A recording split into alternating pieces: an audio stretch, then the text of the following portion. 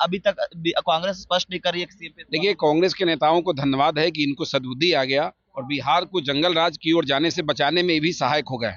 शुरुआती से कांग्रेस देखा जाए तो राजद के साथ है बिहार में। वो लोकसभा चुनाव में जब राहुल जी को पता था कि केंद्र में सरकार बनने वाली नहीं है, तो उस समय साथ लेके चले थे। नमस्कार, आप न्यूज़ फॉर नेशन पर मैं आपके साथ अभिजीत सिंह। 2025 बिहार विधानसभा चुनाव काफी नजदीक है। ऐसे में तमाम राजनीतिक पार्टियां हैं वो तैयारी कर रही है और बीते दिन कांग्रेस है वो दिल्ली में बैठक की है, लेकिन उन्होंने साफ तौर पर यह स्पष्ट कर दिया है कि चुनाव तो गठबंधन में लड़ेंगे, लेकिन सीएम फेस पर साफ तौर पर कांग्रेस है वो कहती हुई नजर आ रही है कि चुनाव के समय तय किया जाएगा, चुनाव के बाद ये तय किया जाएगा कि सीएम फेस कौन है। हमारे साथ बात करने के लिए बीजेपी के विधायक है पवन जायसवाल जी। पवन जायसवाल जी, कैसे देख रहे हैं, अभी तक कांग्रेस स्पष्ट नहीं कर रही है किसी पे। देखिए, कांग्रेस के नेताओं को धन्यवाद है कि इनको सद्बुद्धि आ गया और बिहार को जंगल राज की ओर जाने से बचाने में भी सहायक हो गए।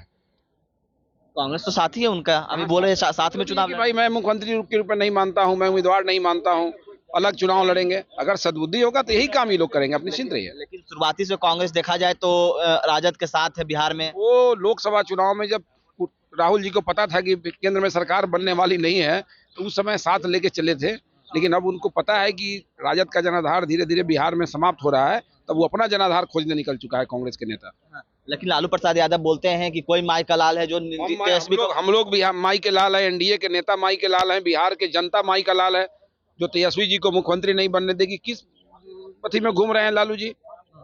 कोई नेता किसी को कैसे चैलेंज कर सकता है? कोई माई का लाल नहीं है, पूरे बिहार के जनता को चैलेंज कर रहे हैं। हम लोग उस चैलेंज को कबूल कर रहे हैं। लेकिन इन दिनों बिहार में काफी एक्टिव दिख रहे हैं लालू यादव, लगातार वो घूम रहे हैं। रहना चाहिए, हम लोग तो उनके स्वस्थ होने की कामना करेंगे।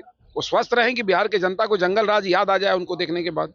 क्या लगता है, कांग्रेस अपना सीएम फेस ढूंढ रही है इसलिए वो इनकार कर रही थी? देखिए, कांग्रेस नेशनल पार्टी है, उसको अपना राजनीति करना ही चाहिए। कब तक राजद के पिछलग्गू बनी रहेगी? उसको अपनी राजनीति करनी चाहिए।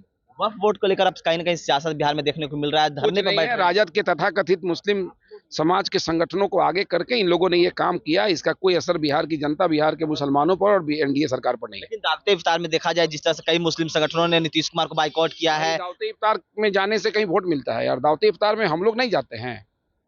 ये क्या विषय है? दावते इफ्तार से वोट को क्या मतलब? वो तो धार्मिक चीज है, कोई बुलाएगा कोई जाएगा। लेकिन आज धरने पर बैठने जा रहे हैं, गर्दनी बाग में तेजस्वी यादव भी जाएंगे। कुछ लंबा बैठे, कुछ लंबा बैठना चाहिए, कुछ लंबा बैठे।